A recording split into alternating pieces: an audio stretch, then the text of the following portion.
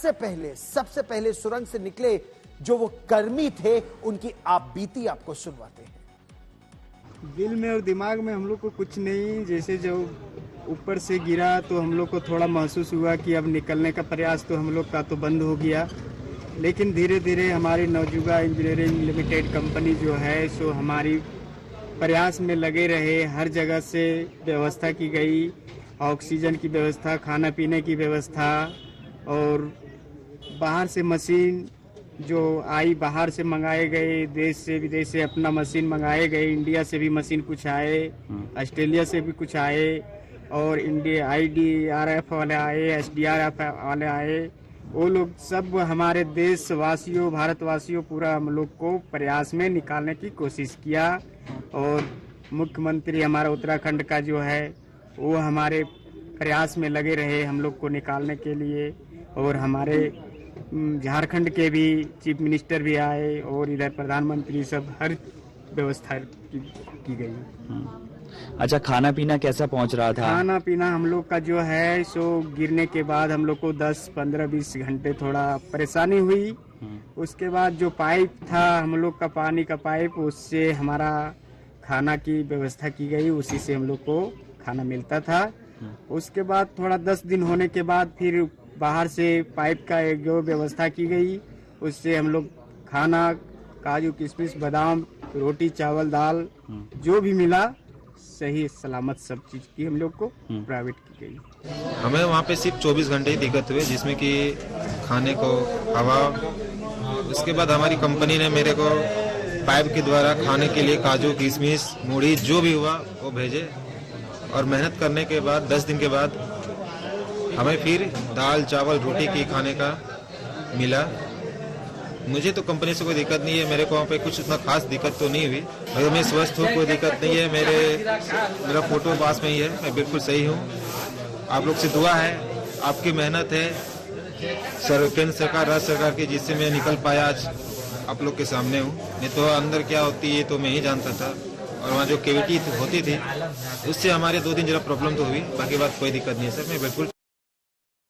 अच्छा, हिम्मत से भरे इस ऑपरेशन में बहुत निर्णायक भूमिका रही उन रैट माइनर्स की। वो 12 रैट माइनर्स थे जिन्होंने 12 मीटर की वो जो आखिरी बाधा थी उसे अपने हुनर से पार करवा दिया। उन 12 रैट माइनर्स ने बेहद मुश्किल हालात में 12 मीटर्स की वो ड्रिलिंग अपने हाथों से पूरी की। हालांकि मद्रास सैपर्स यानी सेना के जो इंजीनियर्स हैं वो लगातार उस ऑपरेशन का हिस्सा रहे, लेकिन अपने हाथों से 12 मीटर की आखिरी वो 12 मीटर की जो ड्रिलिंग थी उसको पूरा किया इन 12 माइनर्स ने, रैट माइनर्स ने। उसके बाद इन कर्मियों को बाहर निकालना मुमकिन हो पाया।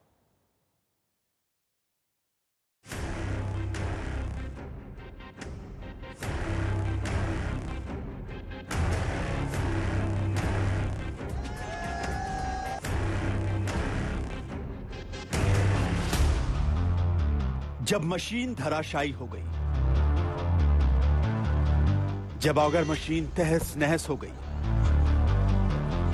जब लगा कि सुरंग में खुदाई का अभियान खटाई में पड़ जाएगा, मायूसी घेरने लगी, आशंकाएं गहरी होने लगी और सुरंग में 41 मजदूरों की आजादी दूर होती दिख रही थी,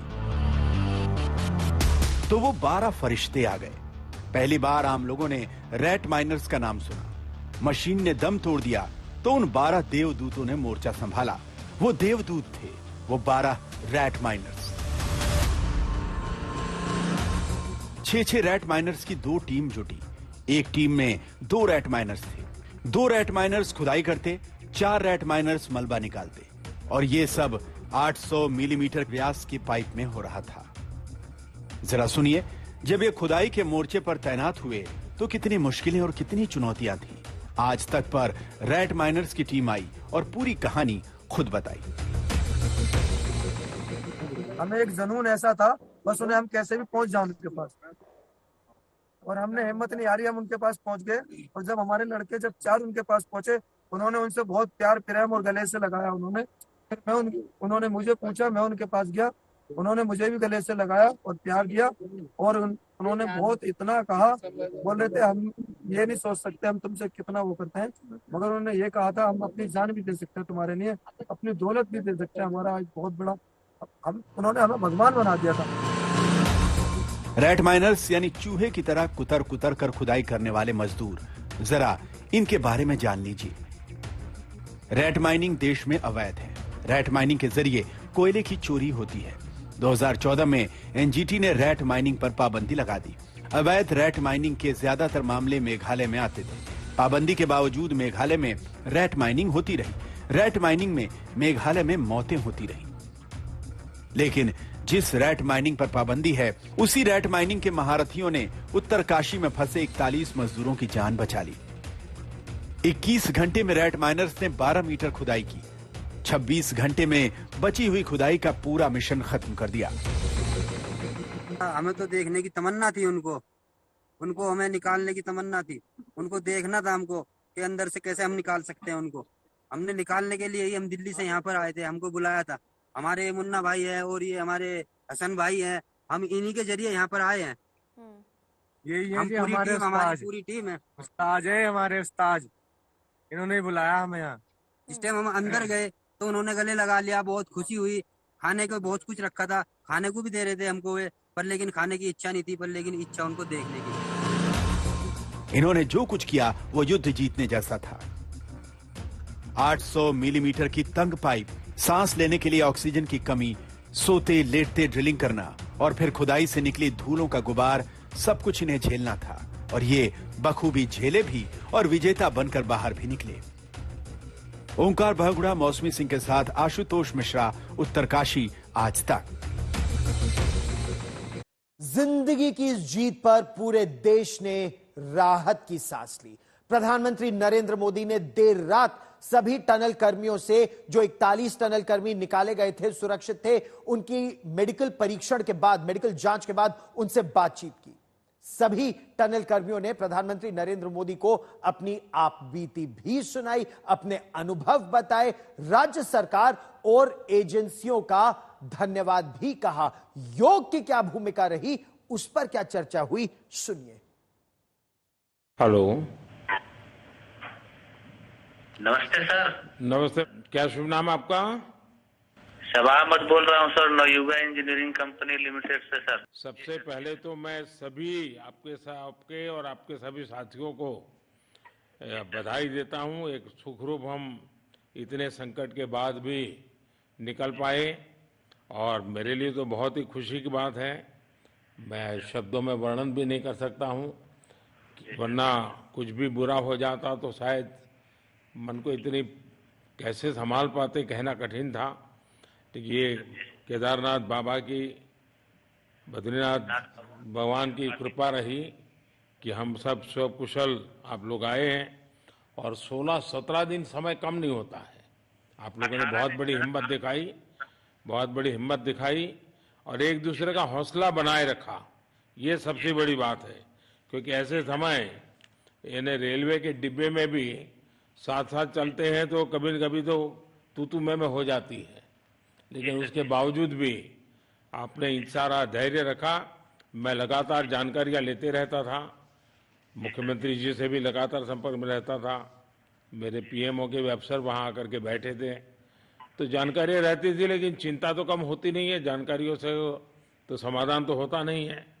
लेकिन मैं सचमुच में आपके माध्यम से वहां जितने भी हमारे श्रमिक साथी निकल करके आए हैं, सबको और उनके परिवार का पुण्य भी काम आया है, ताकि इस संकट की घड़ी से बाहर निकल करके आए हैं।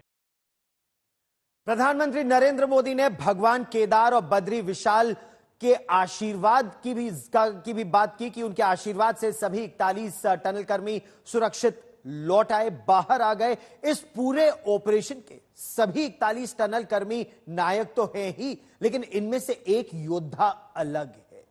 सुरंग के भीतर बचाव दल का जो प्रतीक्षा हो रही थी, ये वो लीडर था जिसने हिम्मत नहीं हारने दी किसी को। उनकी हिम्मत को खुद प्रधानमंत्री नरेंद्र मोदी ने हिम्मत का जिक्र किया। हम बात कर रहे हैं गब्बर सिंह नेगी की, सुनिए। हिंद, राम राम, नमस्कार सर। नमस्कार नमस्कार गब्बर सिंह, जय हिंद। देखो गब्बर सिंह, मैं तुम्हें तो विशेष रूप से बधाई देता हूं, क्योंकि मुझे डेली रिपोर्ट हमारे मुख्यमंत्री जी बताते थे कि आप दोनों ने जो लीडरशिप दी और जो टीम स्पिरिट दिखाया, मुझे तो लगता है शायद कभी किसी यूनिवर्सिटी को एक केस स्टडी तैयार करना पड़ेगा कि गब्बर सिंह नेगी गांव का व्यक्ति, उसमें वो कौन सी लीडरशिप क्वालिटी है कि इससे संकट के समय में भी अपनी पूरी टीम को संभाला।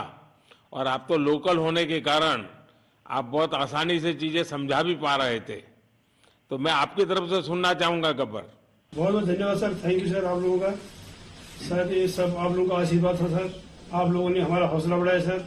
हमारे माननीय मुख्यमंत्री पुष्कर सिंह धामी साहब हमसे बार करते थे सर, वो हमसे हमारे कॉन्ट्रैक्ट में बराबर बने रहते थे सर।